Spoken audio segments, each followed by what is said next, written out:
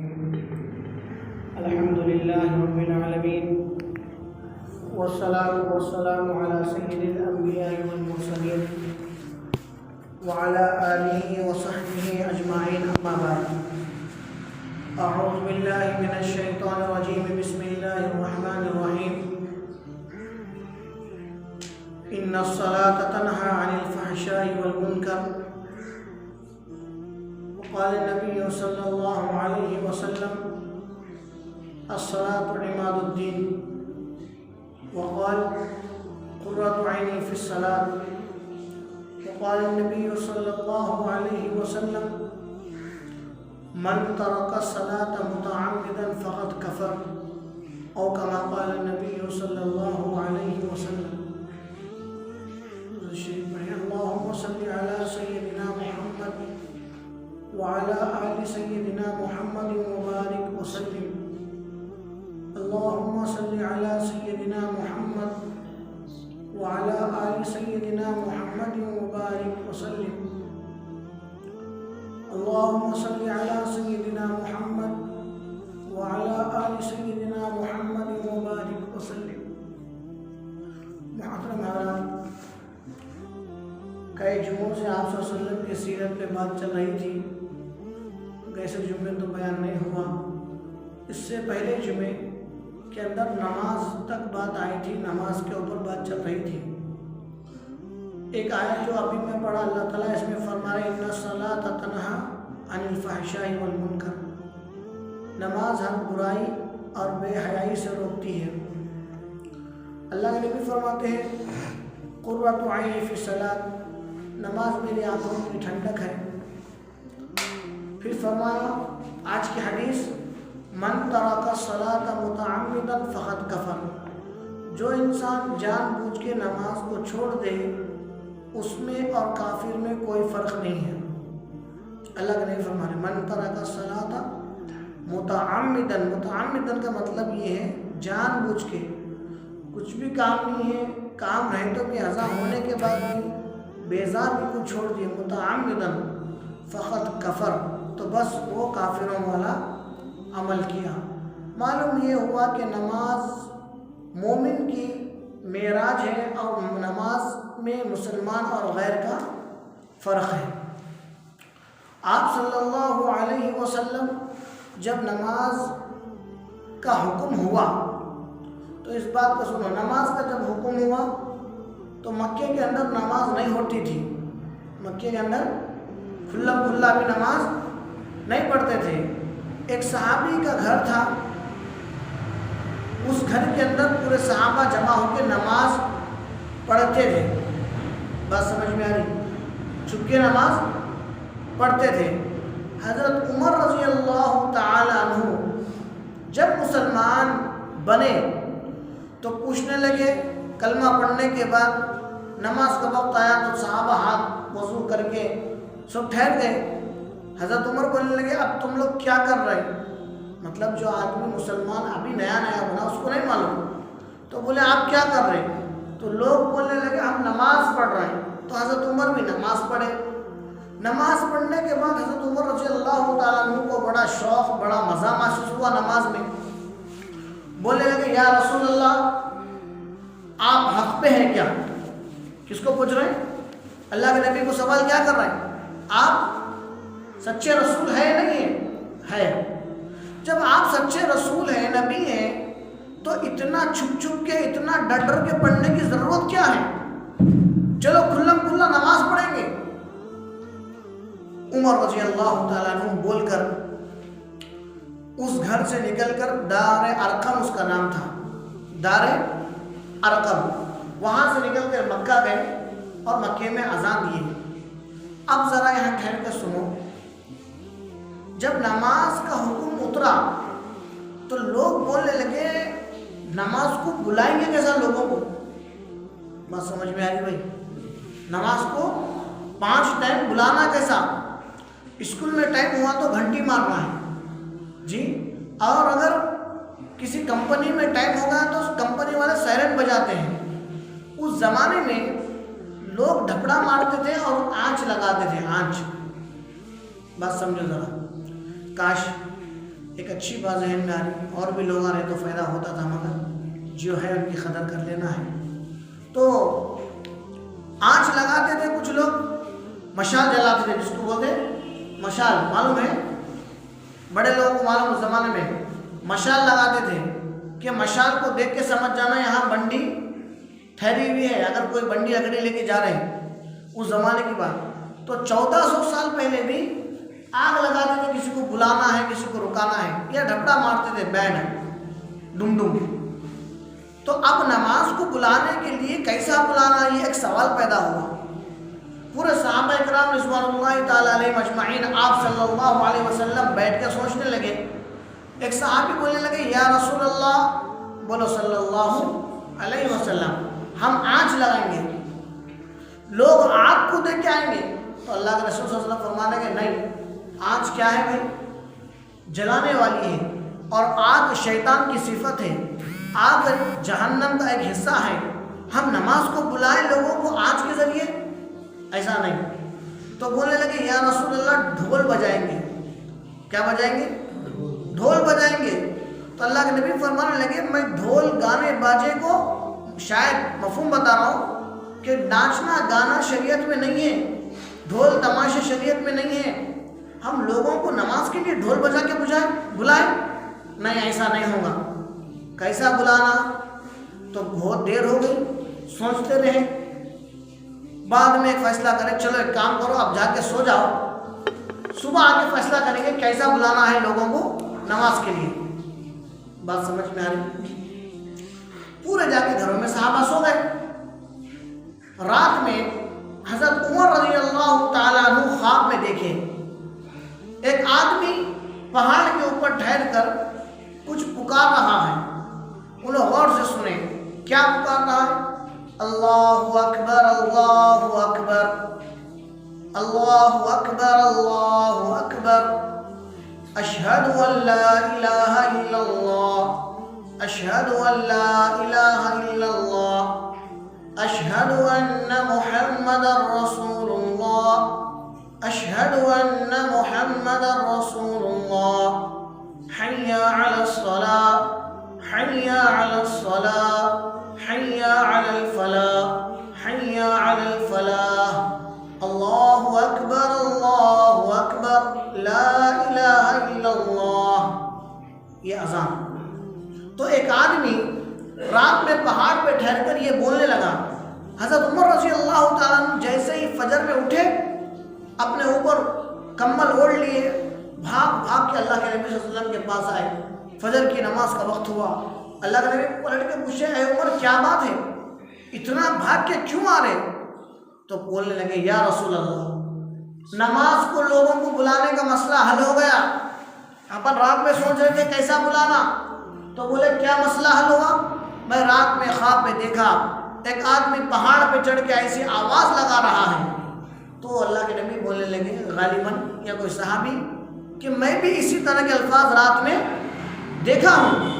تو اس وقت سے اعلان ہو گیا کہ اب اذان دے کے لوگوں کو نماز کے لیے بلایا جائے گا۔ اب اس زمانے میں ایسا مائک تو نہیں تھا، کس کو بلانا بھائی؟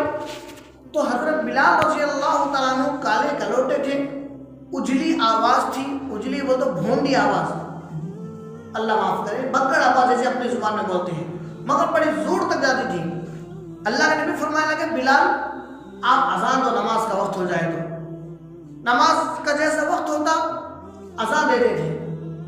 فجر کی نماز میں اپن بولتے ہیں الصلاۃ خیر من النوم، پھر یہ کہاں سے آیا؟ ابھی میں پوری اذان دیا آپ کے سامنے۔ حضرت عمر رضی اللہ تعالیٰ عنہ جو خواب میں دیکھے اس میں الصلاۃ خیر من النوم نہیں آیا، تو حضرت بلال حبشی رضی اللہ تعالیٰ عنہ اذان دینے کے بعد لوگوں کو گھر پہ جا کے بولتے تھے اٹھو بھائی نماز پڑھو، الصلاۃ خیر من النوم، نماز نیند سے بہتر ہے۔ نیند تو غفلت کی چیز ہے، نماز اس سے بہتر ہے، نماز پڑھ لو خبر میں آرام سے سو گے۔ حضرت بلال رضی اللہ تعالیٰ عنہ صبح لوگوں کو بلاتے کہتے تھے الصلاۃ خیر من النوم، الصلاۃ خیر من النوم۔ آپ صلی اللہ علیہ وسلم ایک مرتبہ سن کے بولنے لگے اے بلال، آج سے فجر کی اذان میں حیا علی الصلاح حیا علی الفلاح کے بعد یہ دونوں جملوں کو بڑھا لو صرف فجر کی نماز میں. بات سمجھ میں آئی؟ تو اب اذان شروع ہو گئی لوگوں کو بلانے کے لیے نماز کو.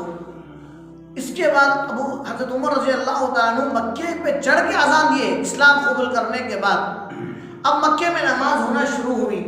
جیسے نماز ہوتی تھی لوگ اللہ کے نبی صلی اللہ علیہ وسلم کو تکلیف دیتے, سجدے میں جاتے تو لا کے اونٹ کی گوبری لا کے پیٹھ پہ رکھ دیتے تھے, اور کبھی کبھی گلے میں رسی باندھ کے کھینچتے تھے. اور صحابہ کرام تیروں کے سائے میں, تلواروں کے سائے میں, گھوڑوں کے نیزوں کے نیچے نماز کو نہیں چھوڑے. حضرت حسین رضی اللہ تعالیٰ عنہ کربلا کے میدان میں نماز کو نہیں چھوڑے. صحابہ کی زندگی ایسی تھی, نماز کو اپنی زندگی کا ایک مقصد بنا لیے. وقت ہو گیا بس کاموں کو چھوڑو, جا نماز بچھاؤ, نماز پڑھو. کتنے لوگ ایسے مسلمان ہیں جن کی باڈی بہت دور ہے, آدمی رات میں سردی کی وجہ سے کمبل رکھتے باڈی کے پاس. کیا رکھتے بھائی؟ کمبل رکھتے رات میں سردی ہوتی بلکہ, اور ایک پلنگ رکھتے باڈی کے پاس. دھان کا کھلا ہے تو رات میں سونا ہے, پھلی کا کھلا ہے رات میں سونا ہے. آدمی اپنی سردی کو دور کرنے کمبل بھی رکھتا ہے. کھیت کے پاس ایک لکڑی بھی رکھتے ہیں, کبھی ضرورت پڑی لکڑی کاٹنے کے لیے کراڑی بھی رکھتے ہیں. کچھ زہریلا جانور بچھو سانپ آ جائے تو اس کو مارنے کے لیے ہاتھ میں ٹارچ بیٹری رکھتے ہیں, لکڑی رکھتے ہیں. لیکن مسلمان کبھی یہ بھی سوچنا ہے کہ میں اپنی کھیت کے پاس ایک جانماز بھی رکھوں. کیا بھائی؟ ایک جانماز میں رکھوں, 100-200 کا مسلح میں اپنے جھاڑ کے اوپر لپٹ کے رکھ دوں. جب اذان ہو مسجد سے اللہ اکبر کا, میں کرگیٹ میں ناگر ماروں. ایسی حالت میں مسجد کو جانا بہت دور ہے, اپنے ہاتھوں پیروں کو دھو کر اسی جھاڑ کے نیچے جانماز بچھا کر 2 رکعت 4 رکعت نماز پڑھ لوں, پھر اپنا کام کروں, تو خدا کی قسم ہماری وہ زمین جنت کا ٹکڑا بنے گی. کیا بنے گی بھائی؟ جنت کا ٹکڑا بنے گی. افسوس اس بات پہ ہم کو اللہ کی ذات پر وہ یقین نہیں. مسلمان عورتیں ہیں کھیتوں کو کام جاتی ہیں. آج جمعہ ہے, کئی خواتین گئی ہوں گی, جمعہ کے دن بھی نماز کی توفیق نہیں. ایک جانماز ہم کھیت کے پاس رکھیں, میری ماں میری بہن اوڑھ اوڑھ کر قبلہ, ایک مول صاحب کو بلا کے پوچھے مول صاحب قبلہ کدھر ہے؟ قبلہ ہمیشہ ادھر نہیں ہوتا, پلٹ کر رہتا ہے. اپنے جھاڑ کے اوپر نشان لگا لے ادھر قبلہ ہے. 2 رکعت نماز پڑھ کر آپ کھانا کھا لو, اس کے بعد دیکھو انشاءاللہ کتنی برکت ہمارے کھیتوں میں رہے گی, ہمارے فصلوں میں رہے گی. پہلے ہوتا تھا, میں دیکھا دھان کا کھیت اگر کٹا, کھلا جما دیے تو لوگ اس کے اوپر کولسا نہیں تو راکھ ڈال دیتے, نظر نہیں لگنا. نہیں تو تھیلے بھرنے سے پہلے انہیں 10 روپے کے نعرہ لا کے پھوڑتا نہیں, اگربتی لگا دیتا. کیوں بھائی؟ دھان کے اس کے کیا بولتے وہ دھان کی گری میں برکت کے لیے. برکت کیا بھائی؟ اب کھیت نکل گیا, فصل آ گئی, اب اسی کھلے میں مسلح بچھا کر جانماز پہ نماز پڑھو, اللہ سے مانگو. 2 وقت کی نماز, ظہر اور فجر, ظہر اور عصر. فرمایا اللہ کے نبی, حدیثوں میں آتا ہے, صحابہ فرماتے ہیں بہترین مسلمان وہ ہیں جو پہاڑوں میں بکری چراتے ہوئے نماز پڑھے. بکری چراتے چراتے وقت ہو گیا. اور ایک چیز ایسا کیسا, ایک بات بڑی غور سے بتا رہا ہوں, اچھا سنو, ہمیشہ ہمیشہ مرے دم تک یاد رکھ لو. مول صاحب کھیت کنے بیلا چڑھ رہے ہیں, بکرے جا رہے ہیں, بکرے پیشاب کرتے ہیں, بیل پیشاب کرتا, پاک جگہ کہاں ہے؟ بات سمجھ میں آ رہی؟ کھیت کے پاس ناگر مارتے مارتے یا بیل جاتے جاتے پیشاب کر دیا زمین کے اوپر. اب نماز پڑھنے زمین نہیں ہے پاک, وہ پیشاب گرا. اس کا جواب کیا ہے؟ اس کا جواب سن لو. اس امت کے لیے, میرے اور آپ کے لیے اللہ تبارک و تعالی جو احسان کیا ہے, ہمارے سے پہلے کسی امت پہ یہ احسان نہیں ہے. ہمارے لیے اللہ پوری دنیا کی زمین کو پاک کر دیا ہے. کیا کرا بھائی؟ پاک کر دیا ہے. اس کا مطلب کیسا؟ ذرا سنو. ایک بیل جا رہا ہے کھیت میں, جاتے جاتے پیشاب کر دیا, اتنی دور جگہ بھیگ گئی پیشاب سے. جب وہ زمین سوکھ گئی تو سمجھ جاؤ زمین پاک ہے. وہ سمجھ میں اسی طرح بند ہو گئے. اسی طرح ہم طہارت کے لیے ڈھیلے لے رہے ہیں. میں بند کر رہا ہوں. طہارت کے لیے ڈھیلے لے رہے ہیں اینٹ کا. وہ ڈھیلے پہ طہارت لے کے پھینک دو. جب ڈھیلا سوکھ جائے تو پھر پاک ہے وہ. یہ مسئلہ ہے, اس میں تعجب کی بات نہیں. اللہ تبارک و تعالیٰ زمین کو اس امت کے لیے ایسی بنایا, جب اس پہ پیشاب وغیرہ گرے جب تک وہ کچی ہے وہ ناپاک ہے. جب زمین سوکھ گئی تو زمین پاک ہے. اور فرمایا اس پوری زمین کو اللہ ہمارے لیے سجدے کی جگہ بنایا. کون سی جگہ بھائی؟ سجدے کی جگہ بنایا پوری دنیا کے لیے. کھیت میں آپ نماز پڑھو, کھلے میں نماز پڑھو, آپ کو جہاں موقع ملا آپ وہاں نماز پڑھو. اس کے لیے کوئی وہ نہیں, معیوب بات نہیں ہے. تو بات کیا بنی؟ یہ بات بتا کے اپنی بات ختم کرتا ہوں. نماز کو بلانے کے لیے اذان دی گئی. بات سمجھ میں آئی؟ نماز کو بلانے اذان دی ہے, لیکن اذان دینے سے پہلے بات کیا ہوئی؟ آنچ لگائیں گے. آنچ کہیں کو لگا رہے بھائی؟ میں میری بات نہیں بولوں, صحابہ کی بات بولو, اللہ کے نبی کی بات بتا رہا ہوں. اس زمانے میں جو مشورہ ہوا اذان اترنے سے پہلے, صحابہ کو بولنے لگے یا رسول اللہ ہم آنچ لگائیں گے, آنچ لگا کے لوگوں کو نماز کو بلائیں گے. اللہ کے نبی بولے نہیں, آنچ نہیں لگانا. نماز کو مسلمانوں کو بلانے کا طریقہ کیا ہے؟ کچھ تو بھی ہونا نا, الارم. تو بولے ایک صحابی آنچ لگائیں گے, ایک صحابی بولے بینڈ بجائیں گے, ڈھول مشال جلائیں گے. بولے ڈھول بجانا بھی ناچ گانا غلط ہے, آنچ بھی شیطان کی صفت ہے, یہ دو بھی نہیں. تو اس وقت رات میں اللہ تعالیٰ حضرت عمر رضی اللہ تعالیٰ کے خواب میں اذان اتارا. اب جتنی جگہ آنچ ہوتی ہے اتنی جگہ حال آ رہی آتی علاوہ کریں. ہمارے نبی صلی اللہ علیہ وسلم نماز کو بلانے کے لیے آنچ کو پسند نہیں کرے. میری دلیل صحیح آ رہی ہے غلط آ رہی؟ نماز کو بلانے کے لیے آنچ کو پسند نہیں کرے. اگر علامہ کے سامنے آنچ گرے, ان آگ میں گرے تو سب کچھ نہیں ہوتا. اگر آنچ اتنی مبارک رہتی تو اللہ کے نبی کیا نماز کے لیے نہیں بولتے تھے؟ بولتے تھے نا. تو نبی اس چیز کو منع کر رہے ہیں لوگوں سے کہ لوگوں آنچ کے وجہ سے نماز کو, دین کو مت بلاؤ. دین سے ہٹ کے جو کام ہے وہ آگے, اب آپ فیصلہ کریں. دوسری چیز بینڈ باجا. اپنے گاؤں میں الحمدللہ اللہ کا شکر ہے دادا انہوں زندہ رہتے کچھ عید کی نماز کو جانے بینڈ باجا بند ہو گیا. ہم چھوٹے تھے دھبڑا مارنے نہیں جاتے تھے جی, تو بعد میں سمجھ میں آئی ہم جا رہے ہیں اللہ کی عبادت کے لیے, وہ بھی ناچ گانے کی شکل میں. الحمدللہ اب بند ہوا, بہت سے گاؤں میں بند ہوا, کچھ گاؤں میں بند نہیں ہوا. ان لوگوں کو اگر سمجھ میں آئی کہ یہ ایک دلیل ہے, سمجھانے والا اگر مول صاحب سمجھائے یہ بہت بڑی دلیل ہے. ہر نادان آدمی جس کو زیادہ ہوش نہیں ان بھی سمجھ سکتا کہ اللہ تبارک و تعالیٰ جب نماز کو اتارے تھے, نماز کو اتارنے کے بعد لوگوں کو بلانے جوڑنے کے لیے کیا کرنا؟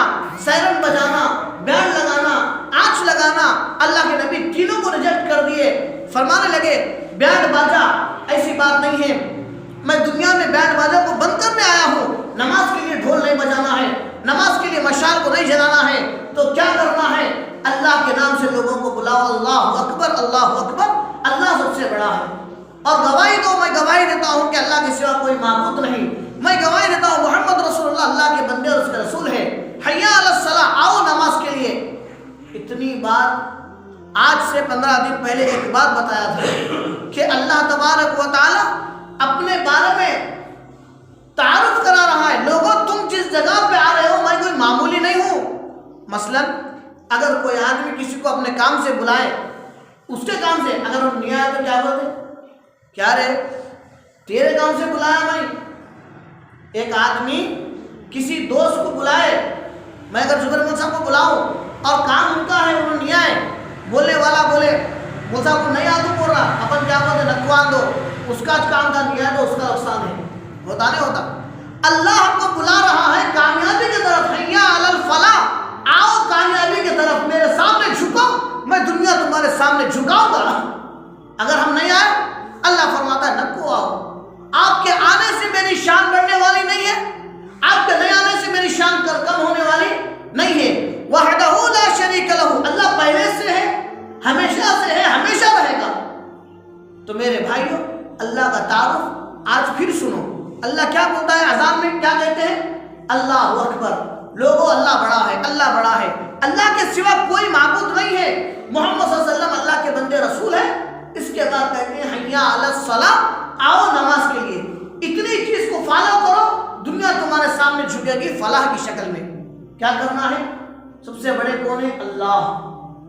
آدمی آج کی اس دنیا میں کسی کے پاس جانے سے پہلے سوچتا ہے میں جس کے پاس جا رہا ہوں ان میرا کام حل کرنے کی کیپیسٹی اس کا ہے نہیں ہے؟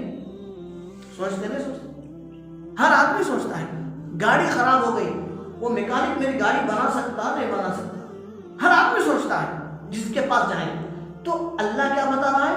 تم میرے پاس آ رہے ہو تو سنو میں سب سے بڑا ہوں، سب سے میں بڑا ہوں۔ پھر فرماتا ہے میرے سوا کوئی عبادت کے لائق نہیں، عبادت بندگی میری کرو، میرے سوا دوسروں کی مت کرو۔ پھر فرماتا ہے میرے نبی محمد مصطفیٰ کو رسول مانو۔ پھر فرماتا ہے نماز پڑھو۔ کیا کرنا؟ پہلے اللہ کو بڑا ماننا۔ اچھا سنو بھائی، اگر کامیابی، برکت، دلوں کا سکون، گھروں کا چین ملنا ہے تو کیا کرنا؟ اللہ فرما رہا ہے میرے کو پہلے بڑا مانو۔ کیا ماننا؟ اللہ کو سب سے بڑا ماننا۔ اس کے بعد اللہ کی ہی عبادت کرنا، اللہ سے ہونے کا یقین رکھنا، اللہ کو چھوڑ کے اللہ سے ملے یا وہاں نہیں، اللہ کی یقین رکھنا۔ دو، تیسری چیز اللہ کے بعد اس کے رسول محمد مصطفیٰ صلی اللہ علیہ وسلم کو اللہ کا رسول بھی ماننا، اللہ کا بندہ بھی ماننا۔ تین ہو گئے۔ چوتھی چیز نماز۔ یہ چار کام کر لو، انشاءاللہ کامیابی ہمارے ساتھ دے گی۔ عورتیں سن رہے ہیں تو عورتیں بھی سن لو۔ جب اللہ کو بڑا مانے، جب اللہ کو بڑا مانے تو اس کی ہی عبادت کرنا۔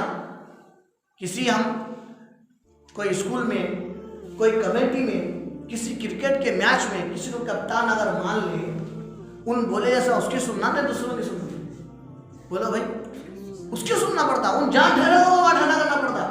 اگر اس کی نہیں سنے، ان یہ بولتا ہے تو بڑا میرے کو مانا مگر میری نہیں سن رہا، تو دوسروں سے مشورہ کر رہا۔ جب ہم اللہ کو ایک مان لیے تو یہ یقین بٹھا لو آمنت باللہ وملائکتہ وکتبہ ورسلہ والیوم الآخر والقدر خیرہ وشرہ من اللہ تعالی والبعث بعد الموت۔ یہ ایمان مجمل ہے، میں ایمان لایا اللہ پر۔ اس کے اندر آخر میں ایک چیز ہے والقدر خیرہ وشرہ، اچھائی بھی برائی بھی دینے والا کون؟ اللہ۔